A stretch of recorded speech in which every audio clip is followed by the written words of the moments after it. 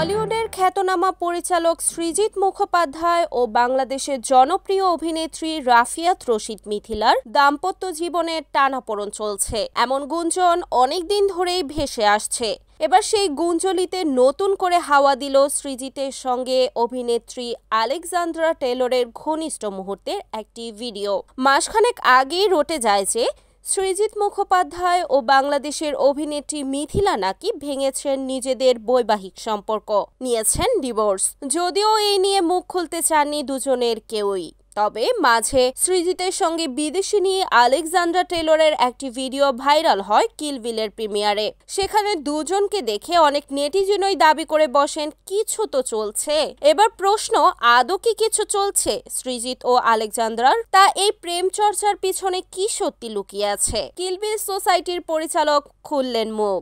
প্রেমের জল্পনা উড়িয়ে দিয়েই সংবাদ মাধ্যমকে জানালেন, আলেকজান্দ্রা আমার খুবই ভালো বন্ধু ও অসম্ভব শিক্ষিত।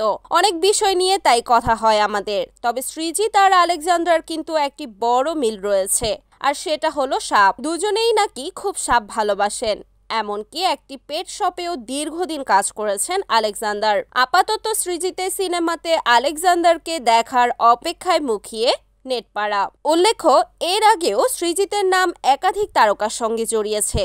বাংলাদেশের জয়া আহসান থেকে শুরু করে পশ্চিমবঙ্গের রীতা ভারী চক্রবর্তী পর্যন্ত। তবে শেষমেশ 2019 সালে মিথিলাকে বিয়ে করেন তিনি। ক্যারিয়ারের পাশাপাশি ব্যক্তি জীবন নিয়ে বেশি আলোচনায় থাকেন মিথিলা। তাহসান খানের সঙ্গে বিচ্ছেদের পর ওপার বাংলার পরিচালক সৃজিত মুখার্জির সঙ্গে বেশ সুখের সংসারই কাটছিল তাদের, কিন্তু অনেকদিন ধরেই আলাদা থাকছেন তারা।